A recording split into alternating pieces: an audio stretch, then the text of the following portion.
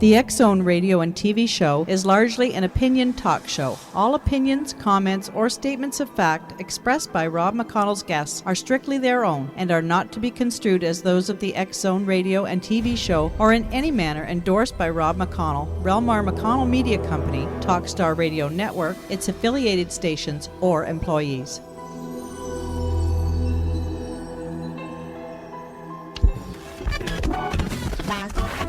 All Hit Radio.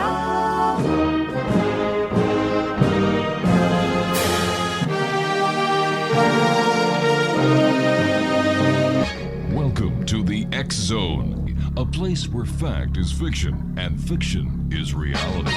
Now, here's your host, Rob McConnell.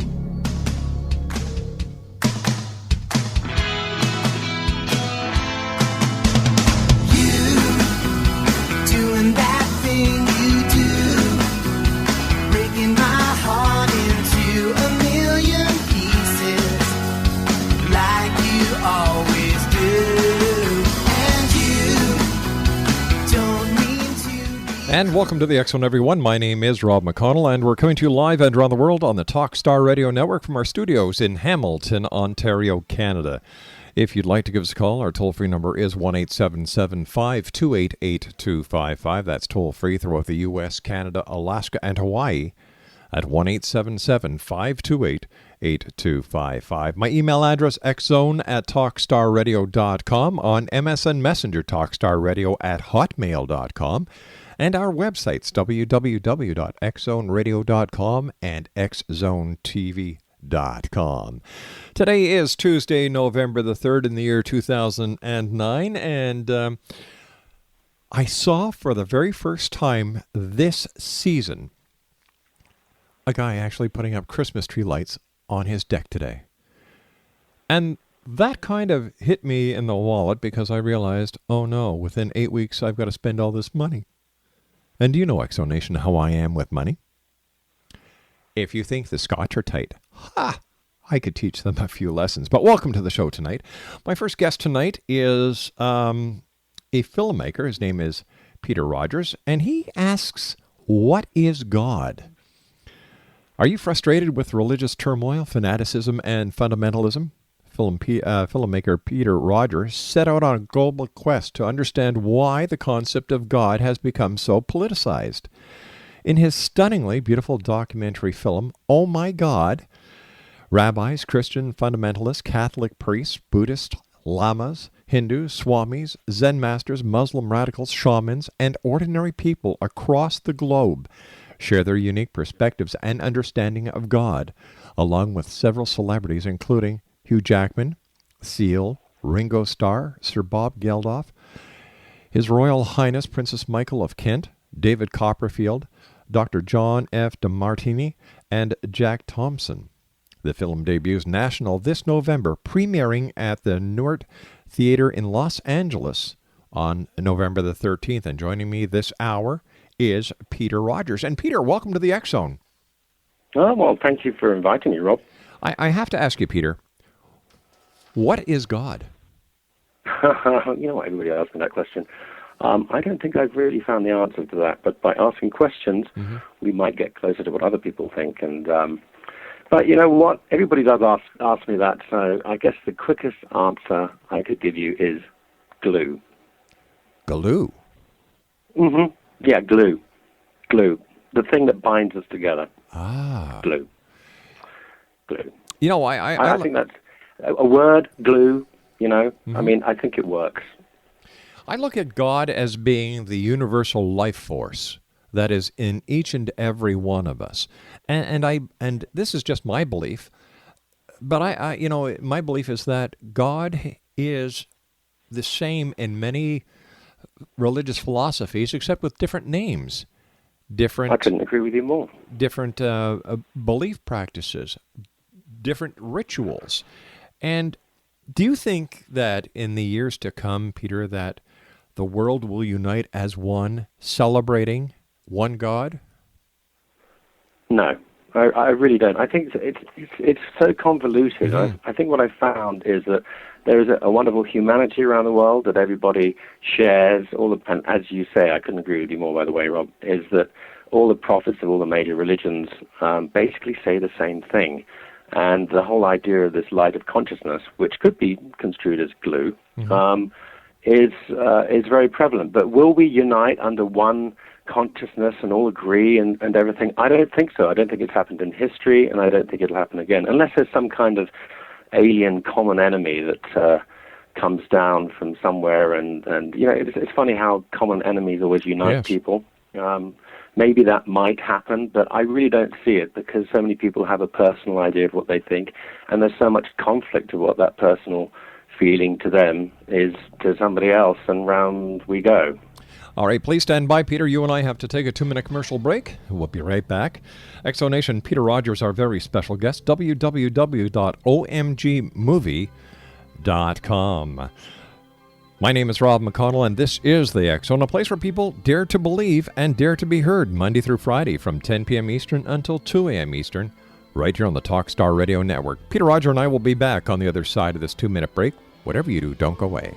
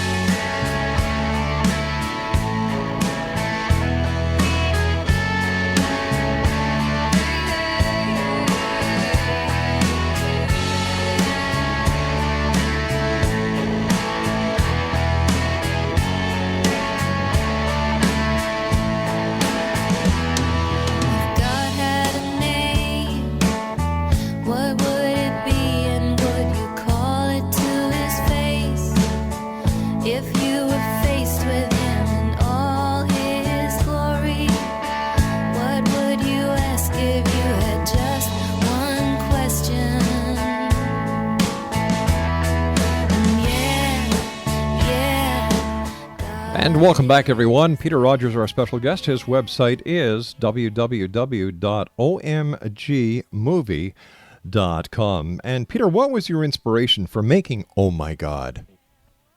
Absolute frustration, Rob. I mean, basically, you know, I call it the my God is greater than your God syndrome, which seems to be permeating this world. And I find it actually quite childish and like a schoolyard mentality where you have grown men flying airplanes into buildings shouting God is great, where you have the leader of the free world in 2003 who said to the BBC, I invaded Iraq because God told me to, where you have young women and young men blowing themselves up and innocent others to buy themselves a place into heaven. And I thought, this is absolutely ridiculous. In an age of communication and a small world because of technology and internet and telephones and television and, you know, whatever else, people are still having these very bigoted ideas. So I decided to go around the world and ask people what is God and what it means to them, in the hopes, perhaps, of learning something. Peter, since most of us personalize God in some form or other, why did you ask what is God versus who is God? Because I wanted to be as objective as possible. If you say who is God, you're putting God in man's image because you're treating God as a being. And I wanted to treat God as an entity, as an idea, so that we could get as far away from what our preconceptions of God are.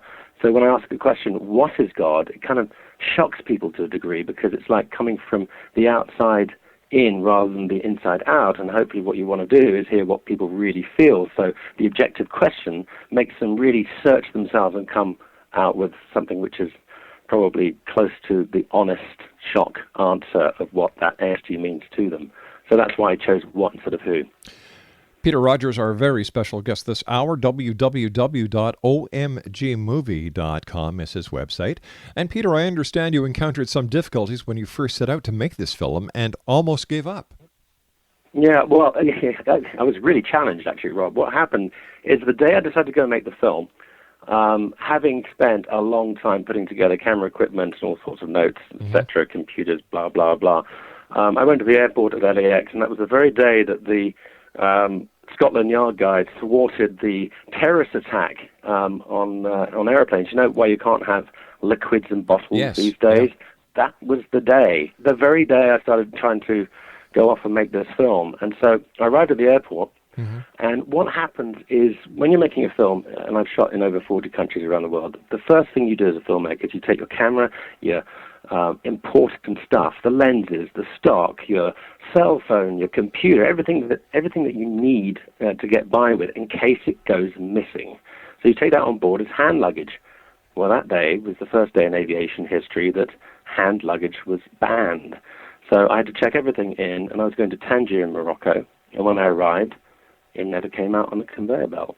Oh, no. And I thought, what? And I never saw it again. And I thought, I was stuck there without a toothbrush, without my computer, without anything, $150,000 worth of camera equipment. And I really did question myself. I was going, hello, I'm making a film about what people think God is. Is somebody trying to tell me something? And then I realized that perhaps they were, or it is, or the universe is, or I was, or whoever this entity is was, or blah, blah. That was the question. And so instead of giving up, I decided to start again. So I got the insurance money for it, which took a long time, reprogrammed the cameras. It took 2 months to restart, and then I actually went off on the journey again, not by airplane this time, but actually on a cross-country trip across the United States, because I was a little bit wary of losing the equipment again. And then I hit a sequence of events which was incredible. Had I started the film 2 months earlier, actually, I would have been out of sync. So what was once negative became a positive, and then it became a role. Did you set out with a goal in mind, Peter? Yeah, I wanted to discover, I did actually. I wanted to try and find some way to make people understand about other cultures, to be quite honest. And I think that there's so much bigotry in the world, and people are polarized, and especially by the news, and when good news is no news. I mean, when do you hear about nice things on the news? I mean, you only hear about Rarely. people blowing people up and all that sort of stuff, right? I wanted to make a film that really enlightened people to other cultures and other religions and other belief systems in the hope that it might unite us and actually promote some kind of tolerance in a world that seemed to be so divided. And that's really the big motivating factor that pushed me out to go and make the film. Well, Peter, unfortunately, the main credo in mainstream media is if it don't bleed, it don't lead. And if it don't lead, it don't sell newspapers. And if you don't sell newspapers, well, you don't have a newspaper business. That is a sign of today's society. However, with what you went through, losing the camera equipment and so on, it sounds like it was a bit of divine intervention. And did you ever discover what that reason was? I wouldn't use the words divine intervention because I want to be I want to maintain a place of complete objectivity. All right. I think a lot of people could read into it that it was that. I mean, it was a fact, and the fact was I lost the camera equipment.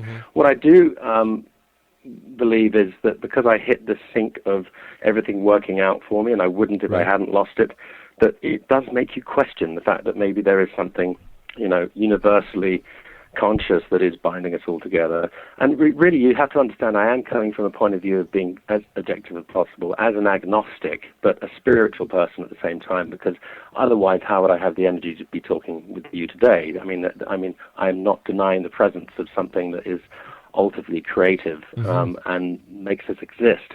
But, I mean, is that because I lost the camera equipment and it made it? Well, I'd like to think so, actually. I mean, I had so many challenges on this film. That was just the first one. I mean, there were a lot. I mean, major problems.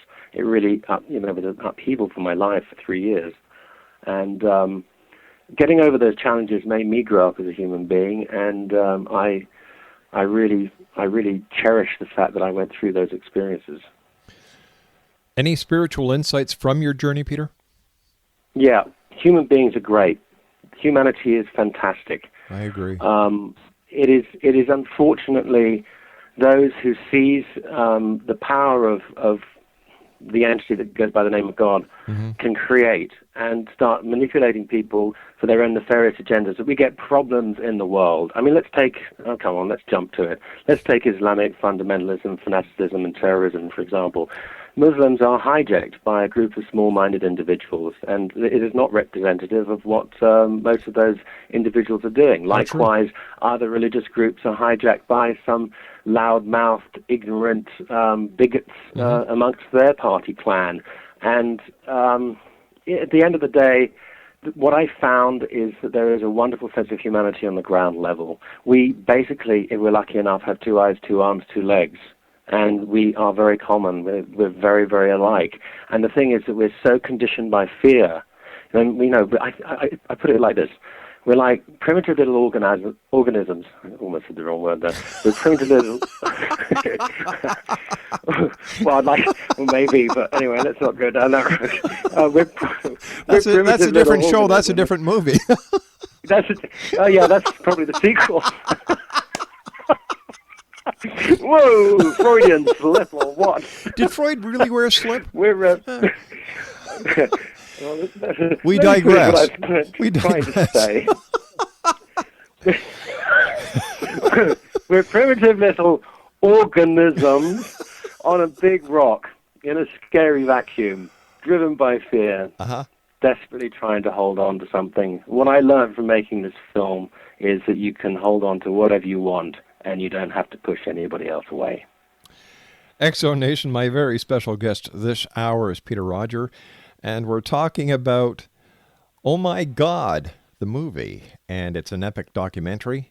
Website, www.omgmovie.com.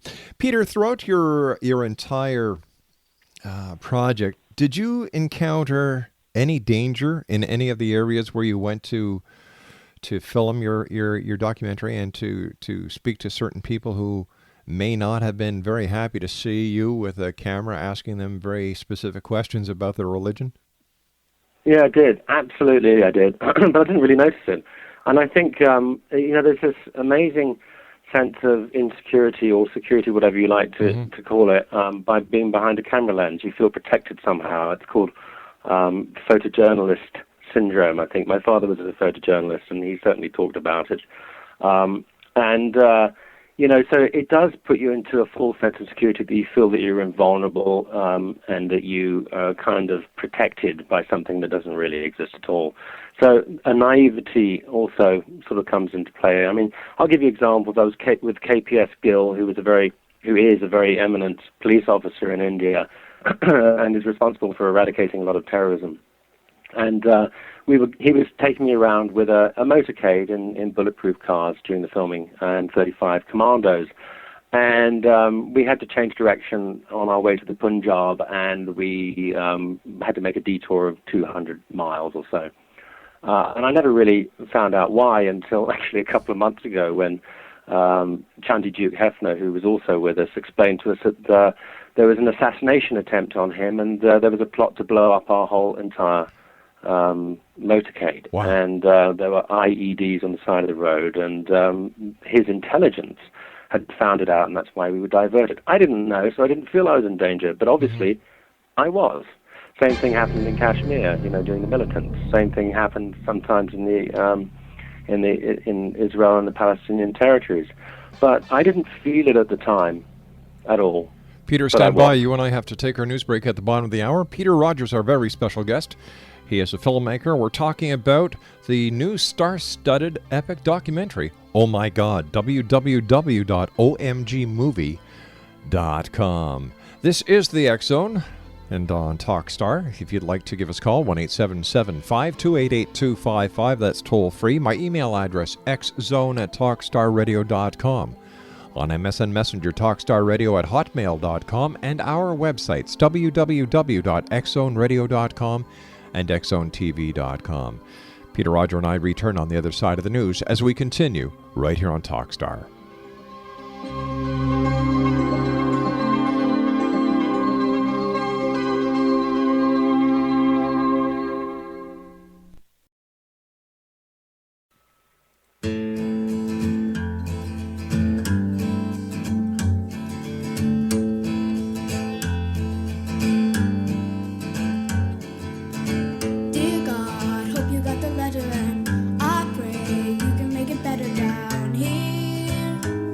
I don't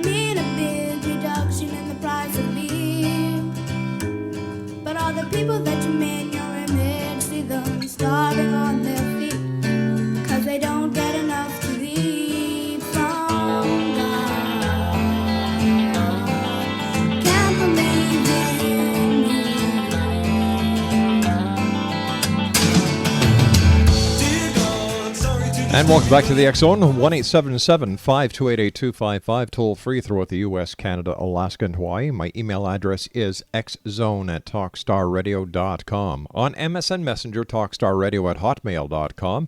And our websites, www.xzoneradio.com and xzonetv.com. Today is Tuesday, November the 3rd, and on this date in history, in 1782, Britain officially recognized the United States and won $10,000 on the old What's My Line show. I was just kidding about the winning. Apparently, it was less than that. In 1839, the first Opium War between China and Britain erupted. On this date in 1917, first-class postage in the United States went up to a whopping 3 whole cents. On this date in 1952, Charles Birdseye introduced frozen peas.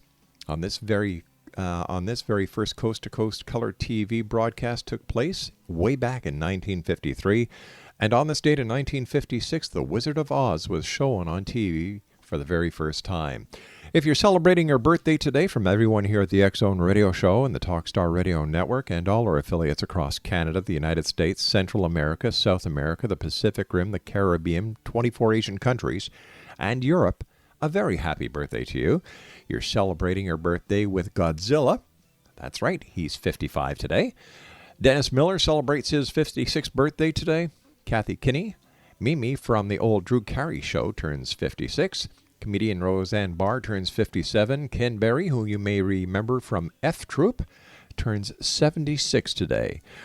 Also, Exonation today is National Housewives Day and National Sandwich Day. And celebrity sandwiches include the Bill Gates, Just Bread, and lots of bread.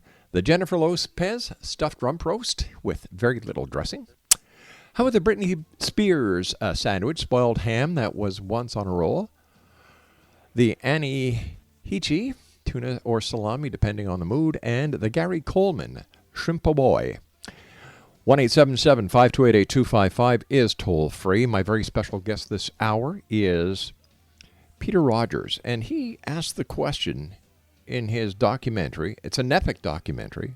What is God? The name of the documentary, Oh My God. The website is www.omgmovie.com. Peter, again, thank you very much for joining us tonight here on the X Zone. And I've got a funny feeling, and believe me, I'm no psychic, but I really believe that the timing could not be better for Oh My God. I really believe. I hope you're right. I really hope you're right, Rob, and I have the same feeling, I have to say.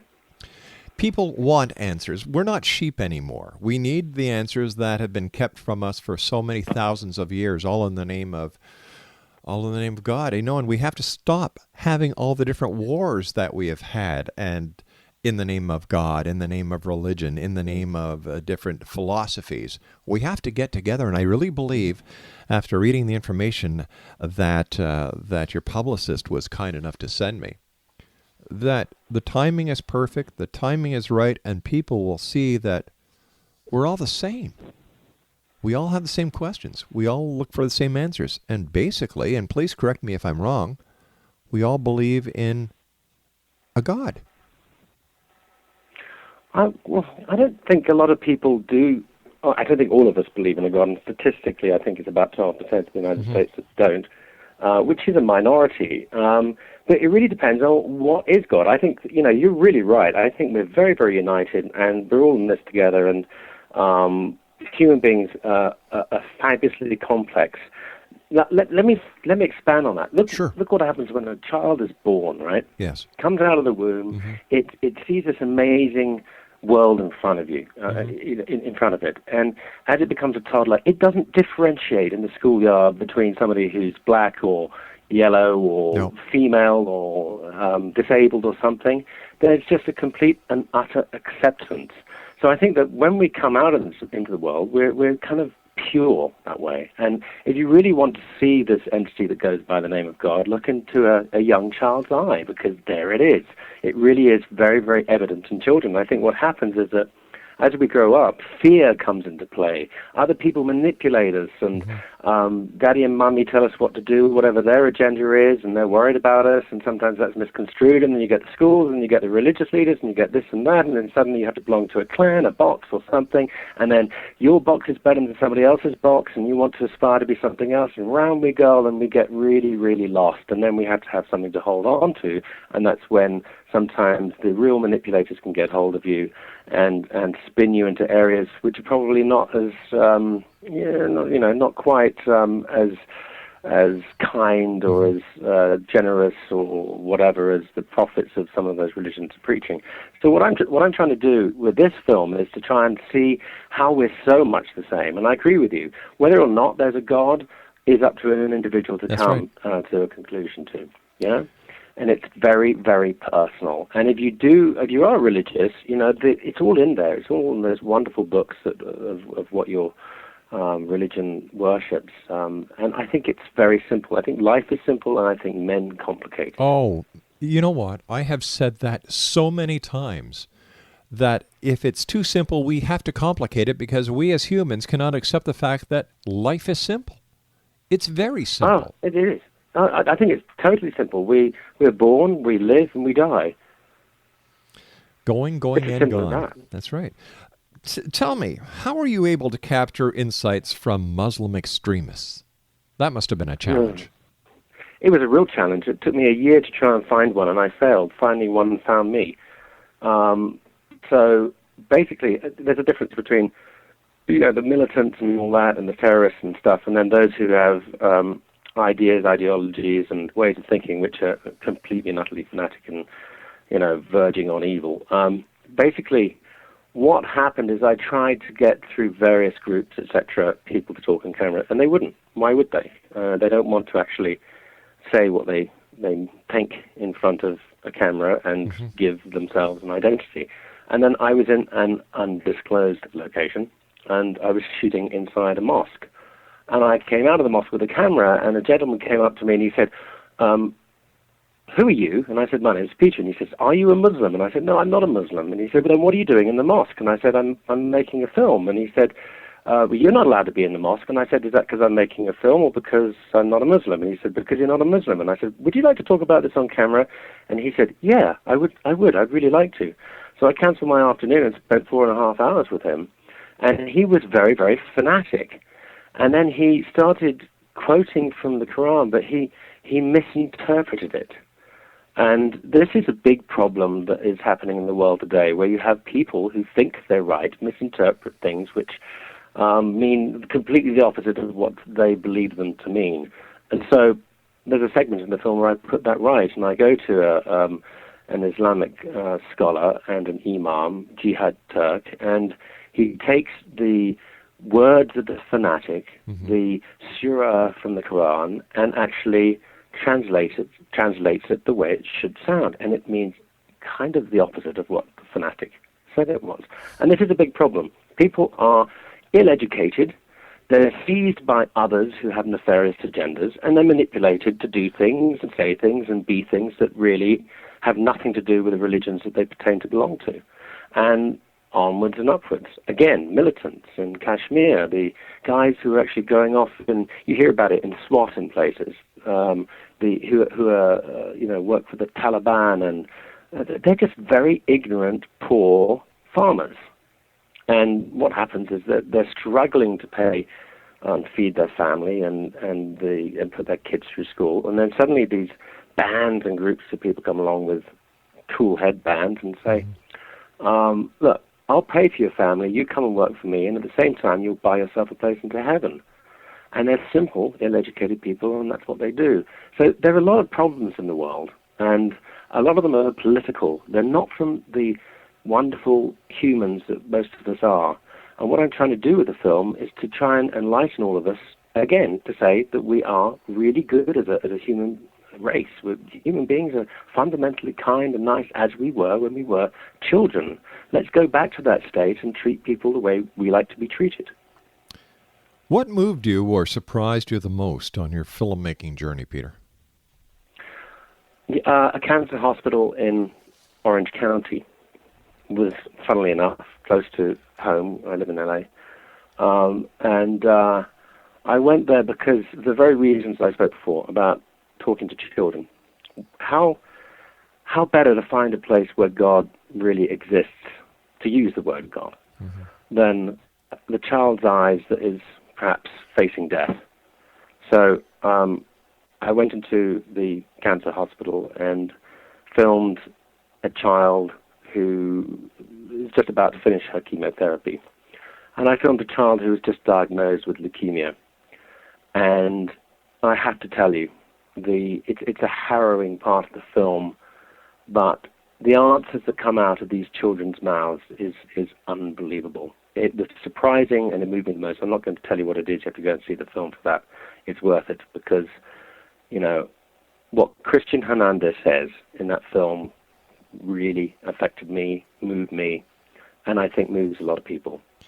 You hear it from the horse's mouth, and if it exists, and a lot of people believe it does, then that's where it is. Exonation, we're talking about a star-studded epic documentary entitled Oh My God. And it opens in select theaters nationwide starting November 13th. With me is the filmmaker of this great film, Peter Rodgers. To find out more about the film, www.omgmovie.com. That's www.omgmovie.com. Peter, did you meet anyone who had a powerful spiritual impact on you? Yeah, I did actually. A guy called Kanji Tanaka. He was a Zen master in a wonderful temple in Kyoto. When I walked in, it was like one of those, it's like out of a movie, first of all. It was built hundreds of years ago, and it was incredible. And there was an amazing sense of peace and calm. You had one of those Zen gardens, and all these sort of sliding doors that open out onto it, and sounds of frogs and stuff. And there was an immediate sense of incredible peace.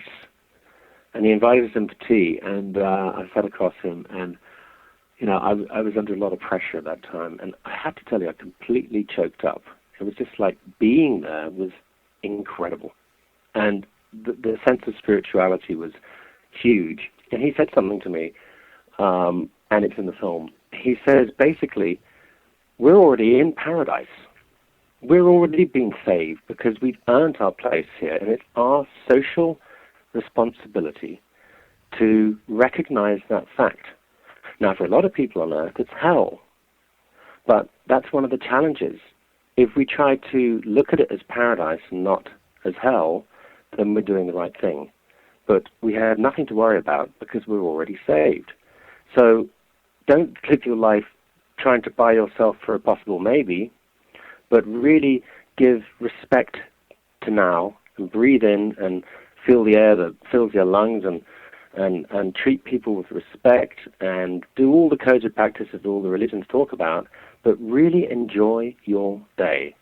And that was really eye-opening. I know a lot of wealthy people who live in hell. I know an awful lot of very poor people that, you know, are living in paradise because they're really, really happy. So it doesn't have to do with material things. And I asked them about disease. I said, what about somebody who has cancer? What about somebody who's disabled, who can't get up and walk and remembers walking around and running and playing football and stuff? Isn't it hell for them? And he said it's a point of mind. And what he does is he actually brings people in and teaches this ideology to them so that they can cope with their disabilities and look at their hell as heaven. And for me, it was a really eye-opening experience. How are you able to capture so many personal insights about God and religion from so many notable celebrities? Ringo Starr, just to name one, the Dalai Lama. Dalai Lama actually was not in the film, but his equivalent from Japan was actually, who is like the Dalai Lama of Japan. His name is Sonkyo Takito. But celebrities, a lot of them came to me, funnily enough, through friends. My daughter, Georgia, is a Beatles fan. I remember I was in my office and my cell phone was upstairs. Mm-hmm. It went off and she caught it and she came over to me holding it sort of arm's length, white in the face, and she said, "Daddy, it's Ringo Starr." And I thought, So I took the phone and I went, "Oh, hi Ringo. And he goes, "Oh, hello, Peter. Doris is, she's a friend of ours said you're making a film about good people to come over and film me at the house this afternoon." So I said, "I would absolutely love to." And Ringo, I do apologize if you're listening. That's a terrible mimic of your accent. I thought it was perfect. I was a little tool, but I'm not very good at doing it. So he said, come over and talk. I'll talk to you about it on camera if you want. So I did, and I took Georgia, and and we filmed him. He's absolutely amazing in the film. And this is because a mutual friend told him about it, and he had the heart and the kindness and the generosity to share in it, and help me out with the film, because he's a famous name. And you know what? I need people, anchor points through this film, because it's about a very serious subject, people that the audience can recognize to take us through it, because it's a heavy subject. And when we see people that we know and we've heard music of and seen in the news and read about for a whole generation, it really helps the film along. And he just, and people would criticize me, say, "Well, what's Ringo doing in your film? What's that got to do about God?" Well, you should hear what he has to say about God, and then you'll understand why he's in the film. And the same was with others. I pursued others, and a lot I was turned down, not because they didn't want to do it per se, but because our schedules didn't meet or whatever. I need somebody help, not just anybody help. I need someone help. When I was younger, so much younger than today, I never needed anybody's help in any way. But now these days are gone, I'm not so self-assured. Now I find I've changed my mind and open up the doors.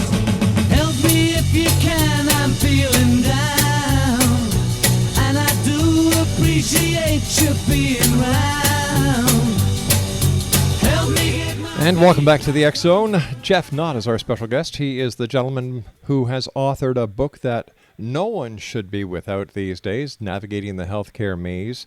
And his website is www.navigatingthehealthcaremaze.com.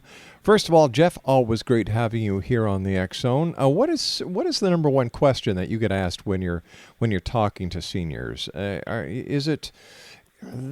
got to be worried?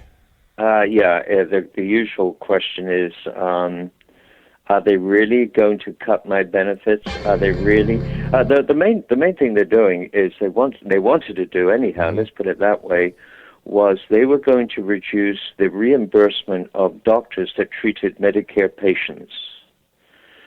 So as a result, and once again, it makes you wonder: am I stupid or not? But if you reduce the amount that their doctors are reimbursed to treat Medicare patients, well, why would I want to take on Medicare patients?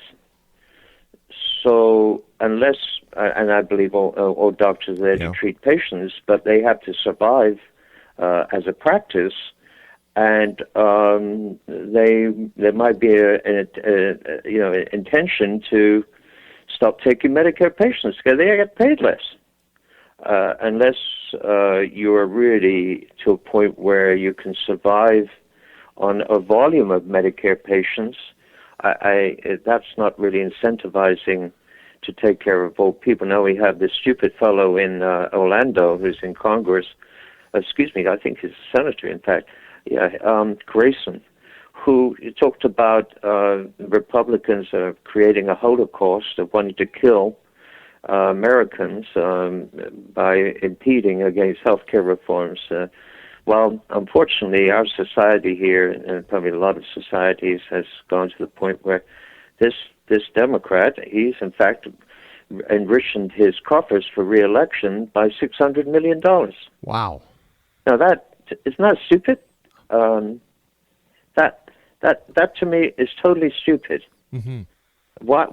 Not 600 million, but 600,000. Forgive me. I just correct myself. 600,000, but even so, that's a lot of money. It's a lot of money into PAC funds. So there's things going on here, but the main thing for our seniors is, of course, once Palin came out from the Republican side as talking about they want to kill Brannigan and all this kind of stuff, which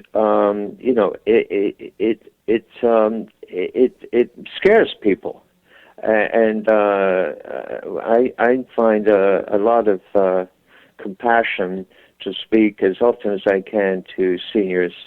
Because there is a great concern, and the other big concern here is now in the United States is that the